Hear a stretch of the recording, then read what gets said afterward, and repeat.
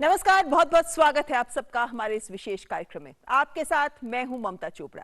देश भर में लॉकडाउन जारी है। हालांकि बढ़ते हुए आंकड़ों से लोग घबरा रहे हैं, लेकिन घबराने की जरूरत इसलिए नहीं है क्योंकि इन आंकड़ों के बावजूद हम इस नतीजे पर पहुंच रहे हैं कि हमारे देश में संक्रमण की रोकथाम या इसकी रफ्तार को हम कहीं ना कहीं तक काबू कर पाने में जरूर सफल हो रहे हैं। यानी हमारा और आपका लॉकडाउन का पालन करना, अपने घरों में रहना, सामाजिक दूरी बनाए रखना और तमाम एहतियात बरतना, ये सब सफल हो रहा है। बस हिम्मत बनाए रखिए, हौसला बनाए रखिए। आइए करते हैं शुरुआत कोरोना सुर्खियों के साथ।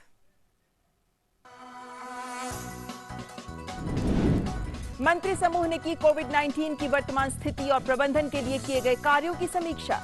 स्वास्थ्य मंत्री डॉक्टर हर्षवर्धन ने की कोविड-19 से मुकाबला करने में सभी हितधारकों के सामूहिक प्रयासों की सराहना।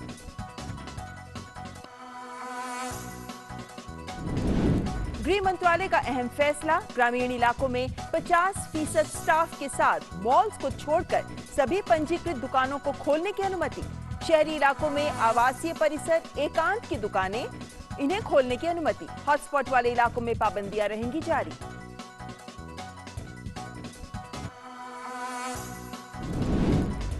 गृह मंत्रालय ने किया स्पष्ट, शहरी क्षेत्रों में बाजारों या बाजार परिसरों या शॉपिंग मॉल्स की दुकानें रहेंगी बंद। सभी रेस्टोरेंट, सैलून और नाई की दुकानें भी रहेंगी बंद।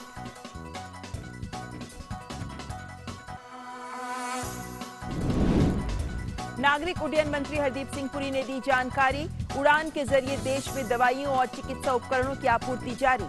जीवन रेखा उड़ान के 368 विमानों ने करीब 3,63,000 किलोमीटर की यात्रा कर कराई 649 टन सामान की आपूर्ति। दिल्ली में कोरोना के कुल 2,514 केस, 857 लोग हुए ठीक, 53 की मौत। 6 मरीजों को दी गई प्लाज्मा थेरेपी। कर्नाटक सरकार ने भी शुरू की प्लाज्मा थेरेपी।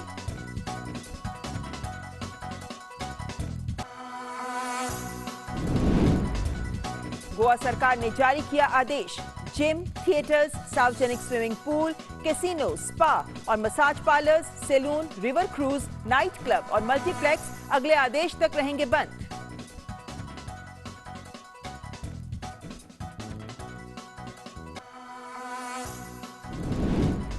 और इबादतों का महीना रमजान शुरू।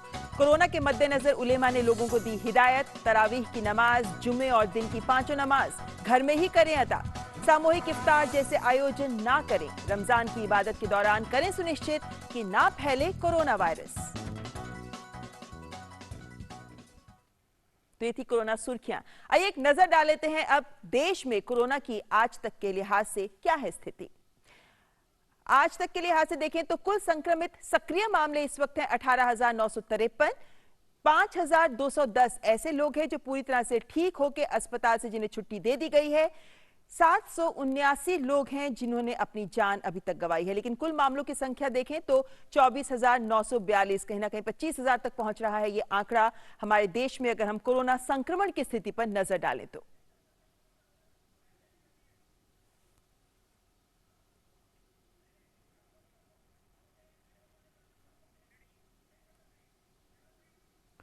और जैसा कि हम सब जानते हैं कि गृह मंत्रालय ने कुछ अहम आदेश कल रात जारी किए, जिसके बाद आज कई सवाल उठ रहे थे, कई लोग सवाल पूछ रहे थे क्योंकि उनको लेकर कुछ स्पष्टीकरण होना जरूरी था, जिसको लेकर आज गृह मंत्रालय ने जो दुकानें खोलने का आदेश दिया उसको लेकर कुछ स्पष्टीकरण भी सामने आया है। आइए आपको ग्राफिक्स के जरिए इन स्पष्टीकरण की बात बता देते हैं कि क्या कुछ कहा है गृह मंत्रालय ने। दरअसल कि ग्रामीण क्षेत्र की अगर हम बात करते हैं तो गृह मंत्रालय ने कहा है कि मॉल की दुकानों को छोड़कर सभी दुकानों को खोलने की अनुमति है। ग्रामीण क्षेत्र में सभी दुकानों को खोलने की अनुमति है, सिर्फ मॉल्स की दुकानों को अगर हम छोड़ दें। वहीं अगर हम शहरी क्षेत्र की बात करते हैं तो सभी एकल दुकानों, आस पड़ोस की दुकानों यानी गली मोहल्लों में जो दुकानें होती हैं या आवासीय परिसरों में जो दुकानें होती हैं उन्हें खोलने की अनुमति है। लेकिन बड़ी बात कि जो शहरी क्षेत्र में बाजारों में या बाजार परिसरों में, शॉपिंग मॉल्स में जो दुकानें हैं उन्हें खोलने की अनुमति नहीं है। और जो सवाल सब लोगों के द्वारा पूछा जा रहा था वो भी अब उस तक आएंगे, लेकिन आपको बता दें कि ई कॉमर्स कंपनियों जिनको लेकर पहले बात कह दी गई थी, सिर्फ आवश्यक वस्तुओं की बिक्री करने की ही अनुमति इन्हें रहेगी। इसके अलावा रेस्टोरेंट, सैलून और नाई की दुकानें, इनको लेकर भी सवाल पूछे जा रहे थे। आपको बता दें कि ये स्पष्टीकरण दिया गया गृह मंत्रालय की ओर से कि बंद रहेंगी। साथ ही शराब की बिक्री के साथ साथ उन अन्य वस्तुओं की भी बिक्री प्रतिबंधित है जिन्हें कोविड-19 के प्रबंधन संबंधित राष्ट्रीय निर्देशों में पहले ही रेखांकित किया जा चुका है। गृह मंत्रालय ने स्पष्ट किया है कि देश में जो दुकानें खोली जाएंगी उन्हें शर्तों के साथ ही खोलने की छूट रहेगी। शर्तें क्या हैं? शर्तें ये हैं कि इनमें 50% का स्टाफ होगा, मास्क पहनना अनिवार्य होगा, सोशल डिस्टेंसिंग के मानदंडों का भी सख्ती से पालन करना होगा। ये वो शर्तें हैं जिनको सभी दुकानदारों को देखना होगा कि ये सबका पालन किया जाए। लॉकडाउन प्रतिबंधों में जो छूट दी गई है वो हॉटस्पॉट्स या कंटेनमेंट क्षेत्रों में लागू नहीं होंगी। और वैसे भी जो छूट दी गई है, ये जो स्थानीय प्रशासन है और जो राज्य हैं वो अपने तरीके से सही निर्णय ले रहे हैं और वो अपने हिसाब से ये देखेंगे कि कौन कौन सी छूट किस स्तर पर, किस क्षेत्र में कहां तक दी जानी चाहिए। तो प्रशासन जो कुछ कह रहा है उन बातों पर आप जरूर ख्याल रखें। और फिलहाल आइए अंतर्राष्ट्रीय सुर्खियों पर भी डाल लेते हैं नजर। विश्व में नहीं थम रही कोरोना संक्रमण की रफ्तार। पिछले 24 घंटों में कोरोना के 1 लाख नए संक्रमित मामले आए सामने। आज 25 अप्रैल तक 28,24,000 से ज्यादा संक्रमित लोगों की हुई संख्या, 1,97,000 से ज्यादा की मौत।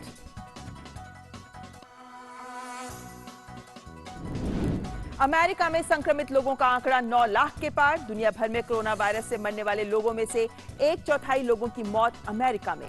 52,000 तक पहुंच रहा है अमेरिका में मौत का आंकड़ा।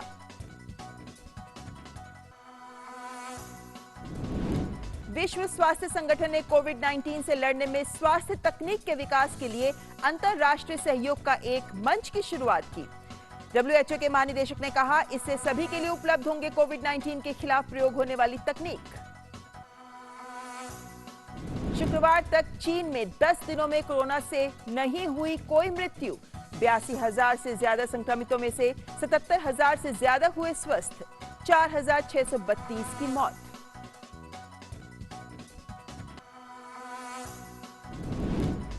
न्यूयॉर्क के गवर्नर का कहना है कि रिसर्च बताती है कि न्यूयॉर्क में कोरोना वायरस चीन से नहीं, यूरोप से हुआ प्रवेश। इटली हो सकता है मुख्य स्रोत। कहा, पहले पुष्ट मामले से पहले ही हजारों नागरिक हो चुके थे संक्रमित। न्यूयॉर्क में अब तक 16,600 से ज्यादा की हो चुकी है मौत।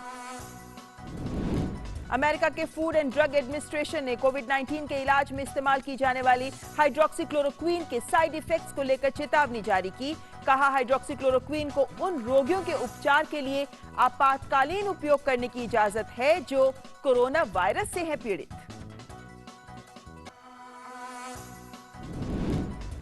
नेपाल ने घरेलू और अंतर्राष्ट्रीय उड़ानों पर 15 मई तक बढ़ाया बैन। पहले कोरोना वायरस और लॉकडाउन के कारण 30 अप्रैल तक था प्रतिबंध।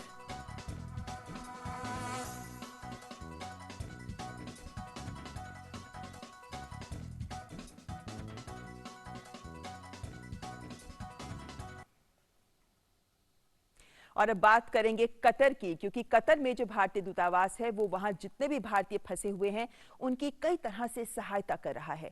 और यही नहीं बल्कि वहां के सामुदायिक नेताओं के साथ मिलकर व्हाट्सएप ग्रुप्स बनाकर हेल्पलाइंस के जरिए भी जरूरतमंदों तक पहुंचा जा रहा है। यहां तक कि ईमेल भी दी गई है ताकि किसी को सहायता की जरूरत हो तो वो वहां तक पहुंच सके। इसके अलावा भोजन, दवाइयां और जितने लोग वहां फंसे हुए हैं उनके रहने का भी पूरा ख्याल रखा जा रहा है।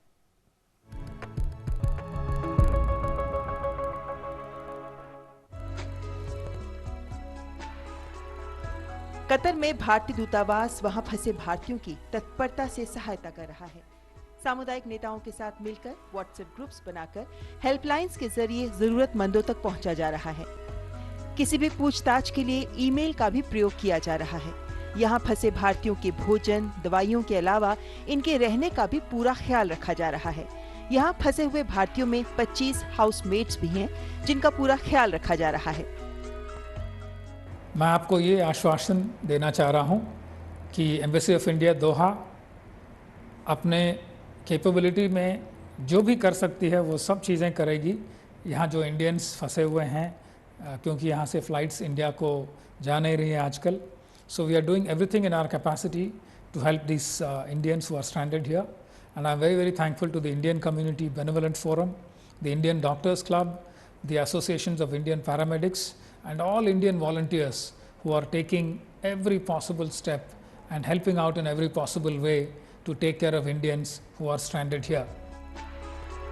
Indian community benevolent forum Qatar की अन्य संस्थाओं के साथ मिलकर लेबर कैंप्स और क्वारंटीन केंद्रों तक जाकर न केवल भारतीयों बल्कि अन्य देशों के लोगों तक भी सहायता मुहैया करा रहे हैं।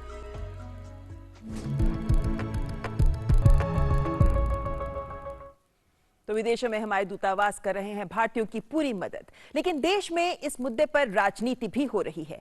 केंद्रीय मंत्री प्रकाश जावड़ेकर ने कहा है कि पूरी दुनिया भारत के लॉकडाउन की प्रशंसा कर रही है, लेकिन कांग्रेस नकारात्मक राजनीति कर रही है और इसके लिए उन्होंने कांग्रेस को लताड़ भी लगाई। देश जब गंभीर संकट से जूझ रहा है और सारी जनता जब प्रधानमंत्री के काम में हाथ बटा रही है, तब कांग्रेस ओछी राजनीति कर रही है, नकारात्मक राजनीति कर रही है। रोज चिट्ठियां लिख रही है। भाई फील्ड में जाकर काम करो ना, वो तो नहीं करते। यहां नई नई मांगे मांगते रहते हैं। पूरी दुनिया प्रशंसा करती है कि भारत ने सही समय पर और सही तरीके से लॉकडाउन किया और इसलिए हमने देखा है कि कितना अच्छा प्रभाव हुआ है। लेकिन जिसकी पूरी दुनिया प्रशंसा करती है, कांग्रेस उसका विरोध करती है और उस पर सवाल या निशान उठाती है।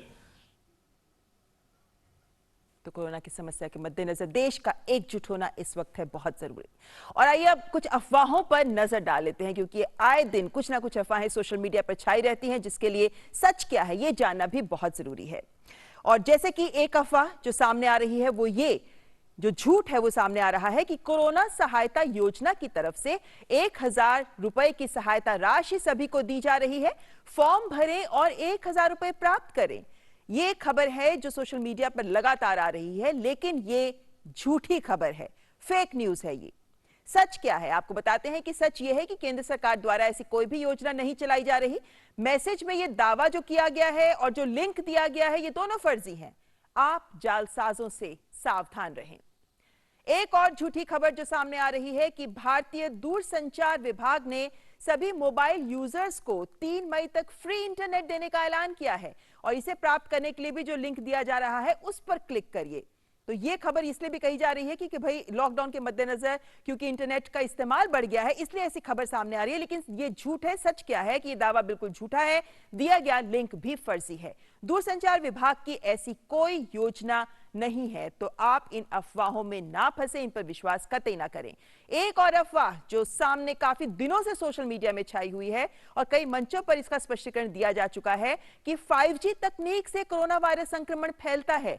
सोशल मीडिया पर यह दावा किया जा रहा है, हालांकि विदेश में कई देशों में कुछ घटनाएं भी इसको लेकर घटी हैं, लेकिन सच यह है कि वैज्ञानिकों का कहना है कि कोविड-19 और 5G तकनीक के बीच में कोई संबंध नहीं है। 5G तकनीक दूसरे मोबाइल फोन तकनीकों में रेडियो तरंगों का इस्तेमाल होता है जो वायरस नहीं फैलाती, क्योंकि हम जानते हैं कि कोरोना वायरस एक संक्रमित व्यक्ति से ही दूसरे संक्रमित व्यक्ति तक पहुंच सकता है। तो ये कोरी अफवाह है, आप कृपया इस पर ध्यान ना दें।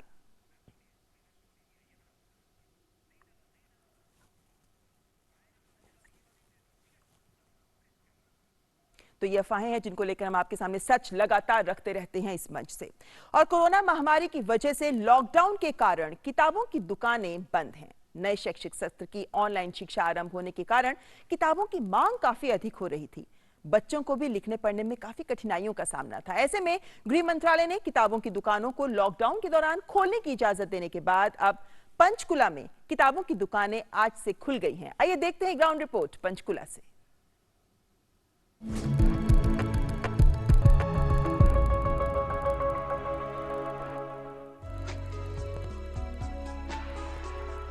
नए शैक्षणिक सत्र की ऑनलाइन शिक्षा आरंभ होने के कारण किताबों की मांग काफी अधिक हो रही थी। गृह मंत्रालय ने किताबों की दुकानें खोलने की इजाजत दे दी है, लेकिन साथ ही प्रशासन की लोगों से अपील है कि किताबें खरीदने आने से पहले मास्क का प्रयोग अवश्य करें, सोशल डिस्टेंस बनाए रखें व खरीदारी करते समय सैनिटाइजर का प्रयोग अवश्य करें। डेफिनेटली ये बहुत राहत है, हमें बहुत खुशी है प्रशासन ने जो बुक शॉप्स खोलने के लिए अलाउ किया है। किताबें खरीदने आए विकास कुमार का कहना है कि किताबों के बिना बच्चों को काफी दिक्कतों का सामना था। किताबें मिलने से बच्चों को सहूलियत मिल जाएगी। बच्चों के लिए तो काफ़ी दिक्कत हो रही थी पढ़ाई में। अब किताबों की दुकान जो खुल गई है तो इससे बच्चों को थोड़ा सा सहूलियत मिल जाएगा। डॉक्टर मोना का कहना है कि बच्चों की ऊर्जा को सकारात्मक रूप में लगाने के लिए स्टेशनरी की दुकानों की बहुत जरूरत थी। अब बच्चों को कलरिंग व किताबें एवं कॉपियां देकर उनकी ऊर्जा का सही इस्तेमाल हो पाएगा। Big relief if the bookstores are open. At least बच्चों को we can give books, coloring books and stationery so that they can keep themselves busy in a positive way. विद्यार्थियों के लिए तो किताबें ही सबसे बड़ा सहारा है। लॉकडाउन खुलने के बाद विश्वविद्यालय परीक्षा भी जल्द ही करवाएगा, इसलिए विद्यार्थियों के लिए किताबों की दुकानें खुलना बहुत बड़ी राहत है। Bureau report, DD news.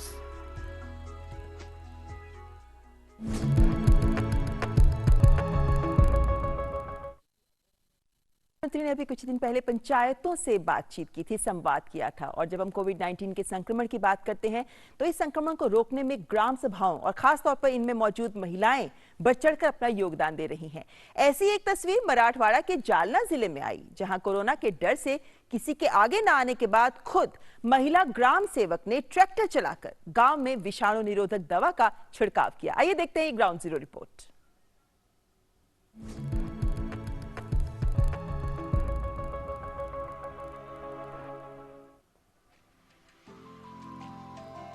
Corona ने दुनिया के सामने एक चैलेंज जरूर पेश किया है, लेकिन देश भर से इस महामारी से मुकाबला करने की जो तस्वीरें सामने आ रही हैं, वे भारत को और मजबूत कर रही हैं।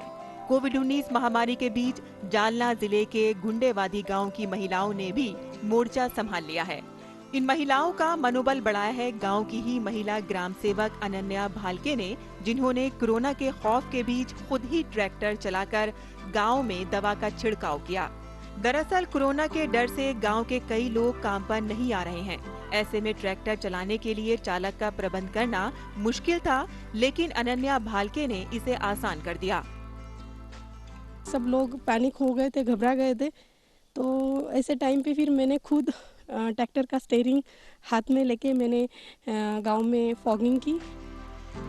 कोविड-19 के खिलाफ अनन्या के इस तरह आगे आने की खबर के बाद वे गांव में चर्चा का विषय बनी हुई हैं और कई महिलाओं को प्रभावित भी कर रही हैं। अनन्या आसपास के इलाकों के लोगों के लिए मिसाल बन गई हैं।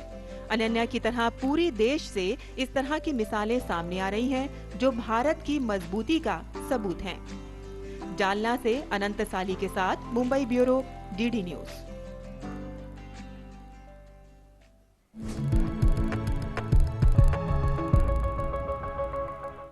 तो इस मुश्किल वक्त में हौसला दिखा रही हैं हमारे देश की महिलाएं भी। और अब कुछ तस्वीरें आपके सामने हम लेकर आ रहे हैं मणिपुर से। हम जानते हैं कि कोरोना की वजह से जो परिस्थितियां उत्पन्न हुई हैं, उनमें सरकार देश भर के गरीब और वंचित वर्गों को सहायता मुहैया करा रही है। और पूर्वोत्तर के राज्य मणिपुर में भी सहायता दी जा रही है, और वो भी बिल्कुल अलग अंदाज में। ये तस्वीरें मणिपुर से आप देख रहे हैं। यहाँ इस काम में साथ देने के लिए सरकार के साथ साथ स्थानीय क्लब भी आगे आ रहे हैं, और लोग यहाँ पे खुद कतार में एक एक करके आगे आते हैं और अपना जरूरत का सामान खुद उठा लेते हैं। उन्हें दिया नहीं जाता, वो खुद उठा रहे हैं। यानी सहायता का एक सम्मानजनक तरीका है जो यहाँ अपनाया जा रहा है, जो दूसरों के लिए भी एक नजीर बन रहा है।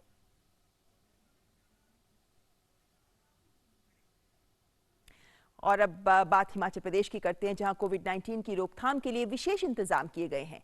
राज्य में जिंदगी को पटरी पर लाने की कोशिश की जा रही है, और इस मुद्दे पर राज्य के मुख्यमंत्री से बात की हमारी संवाददाता नंदिनी मित्तल ने।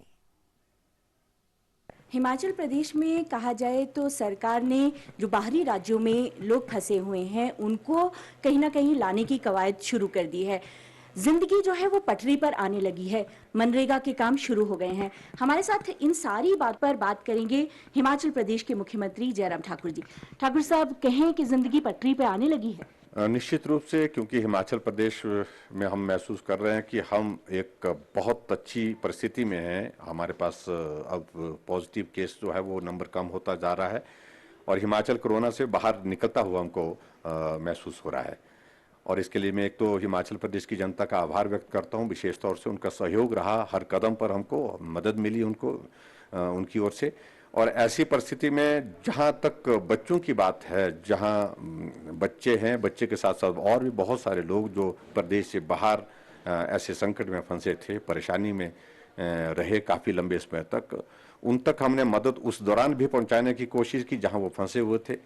हमने विभिन्न सरकारों के साथ बातचीत की, लेकिन उसके साथ साथ में बहुत सारे बच्चों की इच्छा ये थी कि हमको वापस जाना है। ऐसी परिस्थिति में जो व्यवस्था की जा सकती है, उन व्यवस्थाओं का हमने जिक्र किए बिना, चर्चा किए बिना, प्रचार किए बिना जो मदद की हो सकती थी वो करने की कोशिश की है। सर, ये भी चर्चा है कि आप जो भी व्यक्ति को लेकर आएंगे उसको क्वारंटाइन किया जाएगा, खास करके इंस्टीट्यूशनल क्वारंटाइन से लोग डरते हैं। क्या सबको बॉर्डर पे क्वारंटाइन किया जाएगा? देखिए, जो बच्चे आ रहे हैं, जो लोग आ रहे हैं, एक बार तो बॉर्डर पर उनको क्वारंटाइन किया जाएगा, वहां प्रॉपर मेडिकल चेकअप उनका होगा। जिनका सैंपल भेजने की आवश्यकता होगी तो उनको इंतजार भी करना पड़ेगा, सैंपल भेजा जाएगा और उसकी बाद रिपोर्ट आएगी, उसके बाद ही उनके बारे में निर्णय किया जाएगा कि वो इंस्टीट्यूशनल क्वारंटाइन में रहेंगे या होम क्वारंटाइन में रहेंगे। जो भी निर्णय होगा उसके बाद ही होगा। लेकिन बहुत सारे ऐसे भी है, ऐसी स्थिति में भी है कि जिनको कोई सिम्टम नहीं है, जो ठीक स्वस्थ हैं, जिनके बारे में डॉक्टर को पूरा एग्जामिन करने के बाद ये लगता है कि ये स्वस्थ है, इनको होम क्वारंटाइन में, लेकिन फिर भी उसके बावजूद जो है, जो भी बाहर का आदमी स्ट्रिक्ट होम क्वारंटाइन वो करना ही पड़ेगा। उसमें कतई भी कोताही नहीं होगी। उसमें हमारे स्वास्थ्य विभाग के सारे कर्मचारी वो भी नजर रखेंगे। पंचायत के चुने हुए प्रतिनिधि, उनका भी दायित्व सुनिश्चित किया है कि उनकी भी जिम्मेवारी है जो बाहर से आएंगे, और इसके साथ साथ में उस व्यक्ति की भी जिम्मेवारी है जो बाहर से आएगा, चाहे बच्चा है चाहे कोई भी है, वो उसका पालन करे। डॉक्टर साहब, बहुत चर्चा में है आपका, हालांकि बहुत अच्छा फैसला है। हिमाचल के लोग बहुत परेशान भी थे जब बाहर थे, लेकिन लोग ये कहीं कह रहे हैं कि सरकार जो है कोरोना वायरस को इस जो निर्णय के साथ हल्के में ले रही है। मुझे लगता है कि अब सारी बातों को लेकर के अब कहने की आवश्यकता नहीं है। हिमाचल प्रदेश में बहुत बेहतर ढंग से काम हुआ है, सभी अधिकारियों ने काम किया है, और अधिकारियों के साथ साथ में खासतौर से डॉक्टर, पैरामेडिकल स्टाफ है, हमारे सफाई कर्मचारी हैं, पुलिस कर्मचारी हैं, और हमारे जो एक्टिव केस फाइंडिंग के लिए जितने भी हमारे लोग लगे हुए थे घर घर जाकर के एक एक आदमी के बारे में जानकारी हासिल करने की, किसी परिवार में इस प्रकार की हिस्ट्री तो नहीं है, सर्दी जुकाम की इस तरह की हिस्ट्री तो नहीं है, बाहर से आया हुआ आदमी उसकी ट्रैवल हिस्ट्री तो नहीं इस प्रकार की है। तो बहुत बेहतर ढंग से काम किया। मैं बाकी चर्चाओं की बहुत परवाह नहीं करता, मैं काम करता हूँ, अच्छी तरह से काम कर रहा हूँ, और मुझे इस बात की प्रसन्नता है कि हिमाचल प्रदेश में जब हमने सख्ती का परिणाम ये हुआ कि हिमाचल प्रदेश में हमने कोरोना वायरस को काफी हद तक रोका है। जी, मुख्यमंत्री जी का ये कहना है कि सरकार हल्के में नहीं ले रही है, और लोगों के लिए खुशी की खबर है कि अब आपको घर वापसी का अवसर मिलेगा। कैमरामैन राकेश कुमार के साथ नंदिनी मित्तल, डीडी न्यूज, शिमला। तो इन मुश्किल हालात में राज्य सरकारें उठा रही हैं सभी तमाम कदम। और अब बात बाल सेना की। हमारे आज की बाल सेना में 9 साल के विहान ठाकुर हैं, जो डीएवी पब्लिक स्कूल अमृतसर के छात्र हैं, और अपने अलग ही अंदाज में ये दे रहे हैं एक संदेश, और साथ ही 7 साल की अरायना भी बता रही हैं कि क्या करना इन हालात में सही है और क्या गलत। आइए देखते हैं।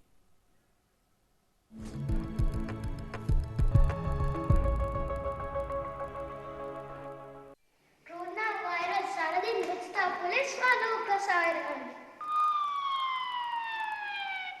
घर पर बैठे हो गए बोर, हर न्यूज चैनल से आता कोरोना का शोर। कोरोना को भगाना है, दुनिया को बचाना है, जिंदगी को दो ना तुम कष्ट, भीड़ भाड़ कर देगी नष्ट। मिलजुल कर भगाना इस हैवान को, और नहीं बनने देना इस शैतान को। वो कहते हैं ना दोस्तों, जो डर गया वो बच गया, उसका बेड़ा तर गया। No Yes. No.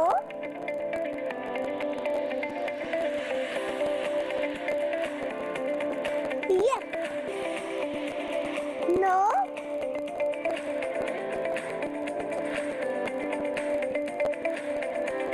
Yes. No. Yes.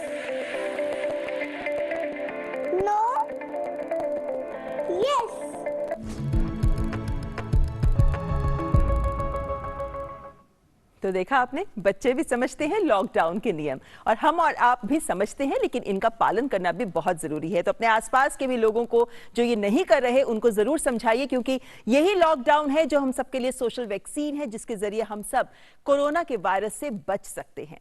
और कार्यक्रम के अंत में हम आपको छोड़े जा रहे हैं अजय देवगन के गीत ठहर जा के साथ, जिसमें वो बता रहे हैं कि किस तरीके से जिंदगी थम रही है, लेकिन इसकी रफ्तार थामते हुए हम सबका ठहरना बहुत जरूरी है।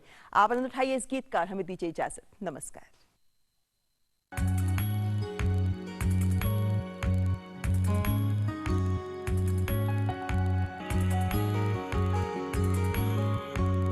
घर को जिसे बनाने में उम्र की गिनती ना रही,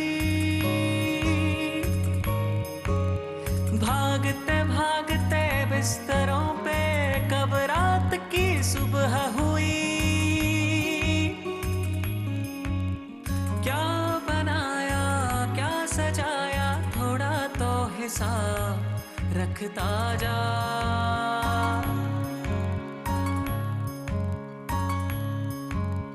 खूब थका तू अपनों की वजह, अपनों के लिए ठहर जा, ठहर जा, ठहर जा, ठहर जा।